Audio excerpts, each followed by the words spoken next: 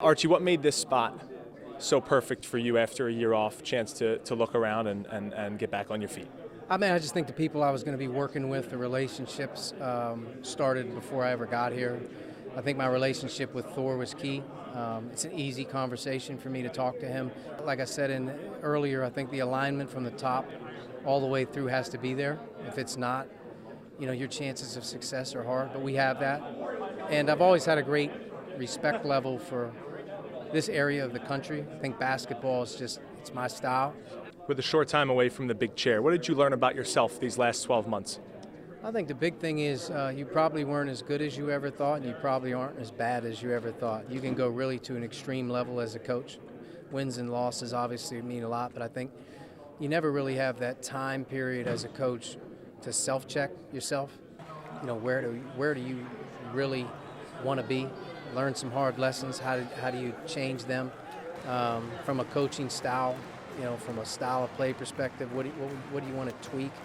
I think my approach is different, but I also tell you this: I've never been more hungry. I mean, when you don't have a team, you're not part of the team, and you're actually on a team for 30 straight years of your life.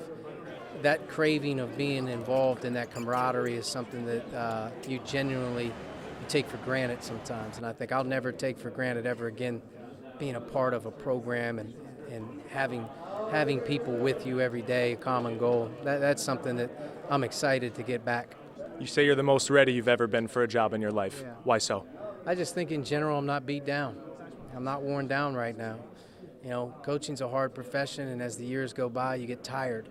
You get tired of the conversations. You get tired of the grind.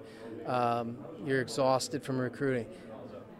I have a very, very fresh mindset right now, and I've never been more excited to go recruiting. I've never been more excited to go to workouts. It's one of those things where I don't have that hangover coming from 10 years straight of never taking a day off. So I'm sure I'll get back to that point, but I also say you get perspective of what you need to keep that freshness, and I think this year off did that for me. And last one for me, I know you said you spoke with the team this morning. What was the vibe like in the locker room there as you guys met yourselves for the first time? It's good. I think when you walk into a room of players and they're attentive and they're ready and they're looking at you for the first time, like I told them, it's the most awkward feeling you'll ever have as a player and a coach, because they don't know you, you don't know them, and that's the starting point.